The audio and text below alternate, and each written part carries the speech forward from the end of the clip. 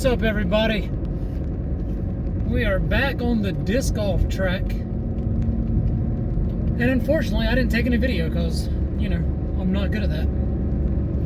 But Dut and I have a doubles tournament coming up, so I thought I would go out and prepare a little.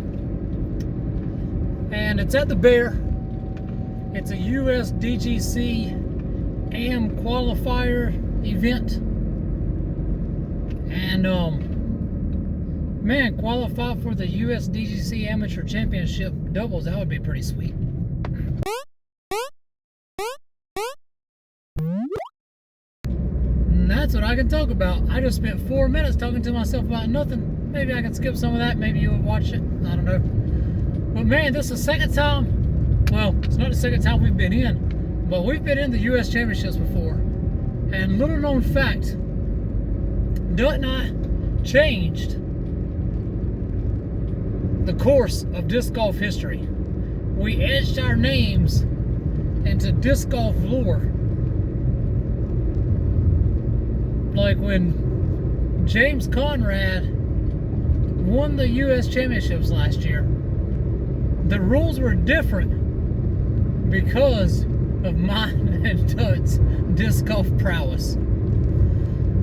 So this is kind of turning into like a Chronicles of a Ginger, stories of past glories. So way back,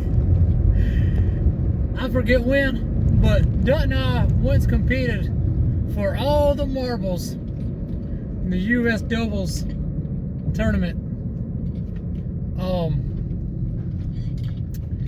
We're at Winthrop, and things aren't going so hot, and it's final round, and we're doing the math.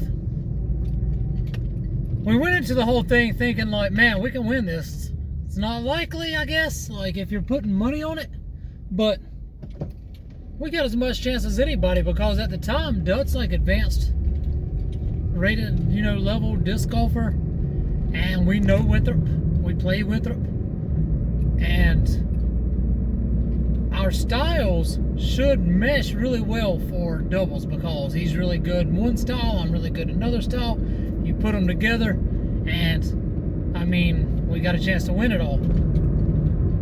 What we didn't think about is that our styles are completely opposite, and if he's not playing well, I can't make the shots that he needs to make. And if I'm not playing well, he can't make the shots that I can make, right? So like, he was much more well-rounded than I was, but I was very I got one deal and that's it. So we weren't playing well. Going into the final round, we're still in contention for cashing out. And we're like, you know what? Let's move up in the cash range. We're gonna need this score right here. And we can hit that for sure. We're gonna cash this, and that was the game plan, like probably high five or something. Yay! And we're turning the corner at about hole 15, 16. We're like, you know what, man? We probably ain't gonna cash. This ain't going well. I know I was playing poorly, and my memory of it, I just let us down completely. Dud said his memory of it is we just both didn't play really well. But I don't know, maybe he's just being nice. Maybe he's trying to help my confidence for this upcoming tournament, but I was playing like turd. I had one time he throws OB, I had to throw like a 100-foot shot and land in bounds. That's all I had to do. I threw a 100-foot shot and skipped out of bounds. Awful. One of my worst disc golf memories of all time. So either way, we're turning the corner. Hole 15, 16, and after 16, if you don't know anything about Winthrop or the US DGC, there's a long walk from 16 to 17, and it's notorious for giving people an opportunity to think about their round. 17 is a super tricky hole where you got to throw straight at the OB water, and there's hay bales that go around in front of the green And it plays as an island. You got to get over those hay bales and land inside the green. And if you miss, you re-tee. And so people have to have that in their head, like going into 17. They get this long walk to 17, and you think about, like, man, this can make or break your tournament. I just can't think of his name off the top of my head. But I think it was Johnny McRae. Had US DGC in the bag and just threw up like a 7, 8, 9 or something. I think it might have been like a 9 on this hole. And lost it. So, just throughout history, it's been a terror. But me and Dutt, we're going down this long walk from 16 to 17. We're discussing, like, yeah, man, it's over. We can't cash. We're not in last place, but who cares about that? So, dude, it'd be epic if we threw one in on 17, right? Like, we're not going to win. So, we're just going to run the basket. If it goes over B, who cares? So, we're still walking. Dude, if I don't throw in the first one, I'm running the next one. No, I'm running the next one too. Well, I'm running them all. I'm running them all. Everybody's running them all.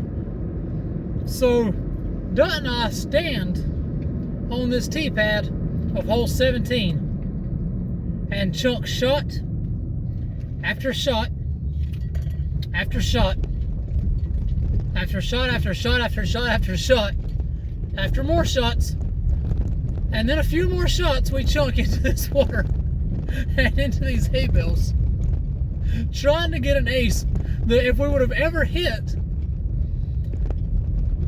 I mean, if we would have hit the last one we attempted, we would have probably shot like a plus 23. I think by the end of this, I legit had about 3 discs left in my bag out of, I think I carried 16 to 20 discs at the time. Dutt and I are both looking like we don't have discs left to throw. We finally just try to throw one in bounds, and we do, and I don't even know if we even tried to. We might have just tried to empty them out and somebody accidentally landed in. But, dude, we littered the pond with discs. And eventually we finished up the round. And we came in dead last. And it was a great experience. Like, dude, we're just laughing. We're having a good time. And I remember looking back and there's people waiting to throw. Like, obviously the guys on our cart are waiting to finish out their round. And then there's a few other people, you know, waiting to finish up their round. And we got it backed up or whatever. But we're trying to make this shot. So it is what it is. Well, fast forward years. And I'm watching Joe Mez coverage. And Big Germ, it's USDGC, they're going to hole 17. He mentions there was an amateur team some years back in doubles that caused this hole to be changed. Now, if you miss the island 3 times, you go to a drop zone because they backed up the tournament so far that the officials decided to change the rules for everyone. And it was in that moment that Dutt and I, well, at least that I realized, and I called Dutt right away, that, yeah, we changed the course of disc golf history. That at this point, if a pro were to be up enough strokes, they could miss and then go to the drop zone after 3 shots and not cost them the tournament, or just some random person not drop down out of cash or whatever. And so, yeah, my disc golf abilities have been forever stamped on the U.S. Disc Golf Championships, because that's how good I am, and that's how good Dutt is, and that's how good we plan to be coming up soon at our return attempt to make the U.S. Disc Golf Amateur Championships. Disc golf, yay.